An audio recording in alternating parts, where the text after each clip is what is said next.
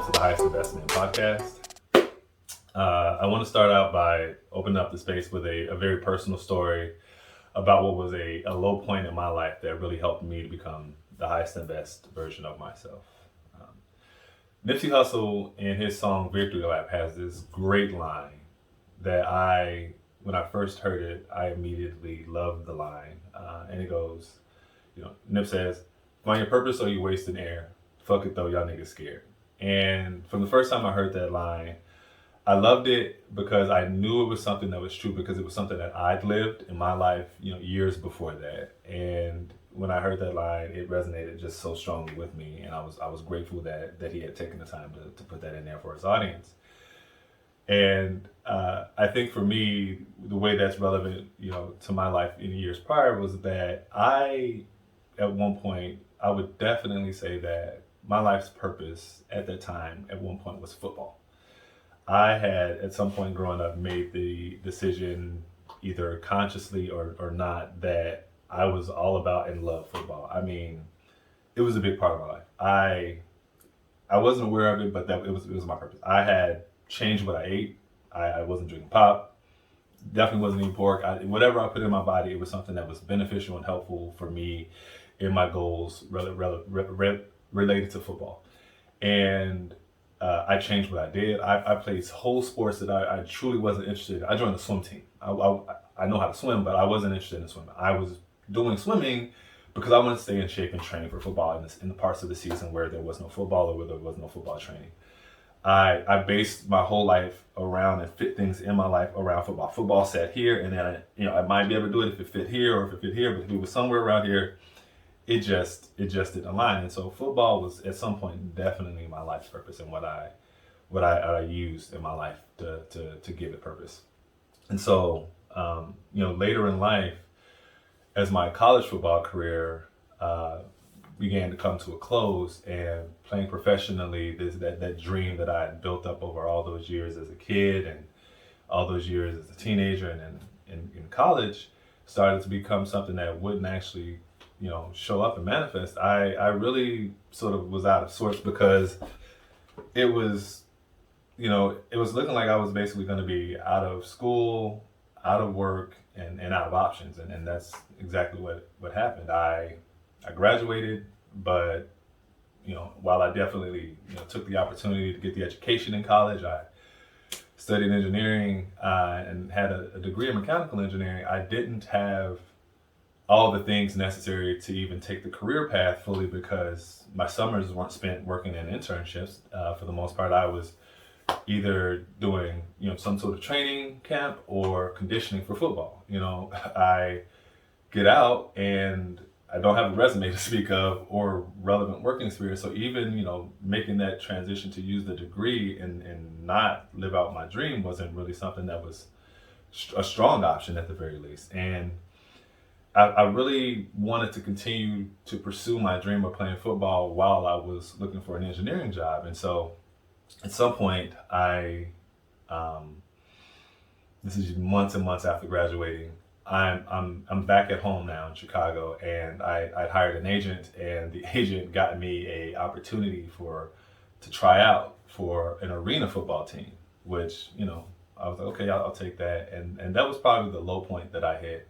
Because even then, that didn't work out. I didn't get that opportunity. So I ended up going back home after Denver, and at this point, I'm just looking for a job. To hell with engineering, I just want to work because I'm back at home. I'm living with my sister on her couch. I'm borrowing money from relatives and living off of my credit card. And I look at it and I was just lost.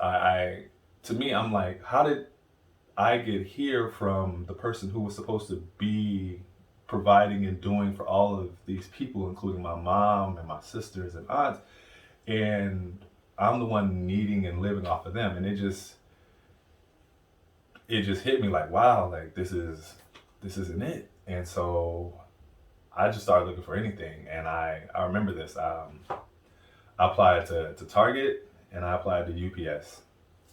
And both of them said no. And I was like, damn, like, used to be able to get those in high school. and you didn't took all the time to go get a degree and da da da da da. And you supposed to be, now you can't even get on there. And it was something that really fucked with me. It was two things in that I realized a little later, that there's like a great impact on who you see yourself as a man when these things aren't there, and it really undermines how you see yourself. And it is your ability to live and pursue your dreams, and your ability to provide for those who you care for. And I was dealing with both of those, and I wasn't living or pursuing my dreams successfully, even though I was trying to. I put in the work and effort and all the hours and yada yada.